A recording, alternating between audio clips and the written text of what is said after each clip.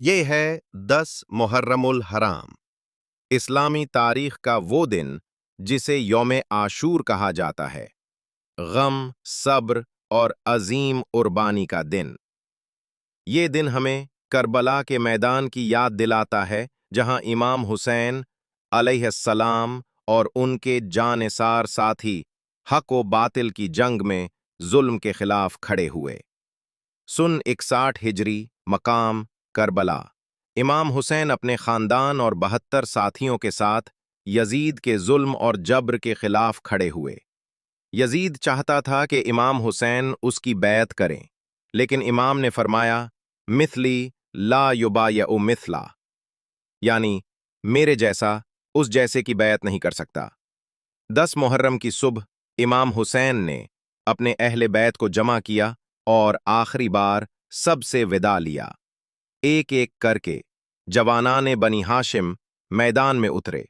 हजरत अली अकबर, हजरत कासिम, हजरत अब्बास, सब ने अपनी जानें कुर्बान कर दी। फिर इमाम हुसैन खुद मैदान में उतरे। प्यास, भूख, जख्मी जिस्म, लेकिन हौसला कायम। नमाज कज़ा न की, अल्लाह से आखिरी सजदा किया, और फिर जालिमों ने नवासाह रसूल अलैहि वसल्लम का सर कलम कर दिया। यजीदी लश्कर ने खैमों को आग लगाई, औरतों और बच्चों को कैद किया, और अहले बैत की पाक बीबियों को कूफा और शाम के बाजारों में घुमाया गया। करबला सिर्फ एक जंग नहीं थी, ये हक और बातिल का फर्क बताने वाला वाकया था।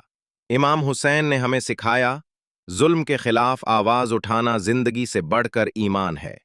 उन्होंने इस्लाम को अपने खून से जिंदा रखा। आज भी आशूरा हमें याद दिलाता है कि सच्चाई के लिए कुर्बानी देनी पड़े तो डरना नहीं चाहिए। सलाम हो हुसैन पर, सलाम हो उनके जानिसारों पर, सलाम हो करबला के अजीम शुहदा पर। ये दिन मातम का नहीं, बल्कि दरसे हुर्रियत का है, जो हर जमाने के मजलूमों को रास्ता दिखाता है।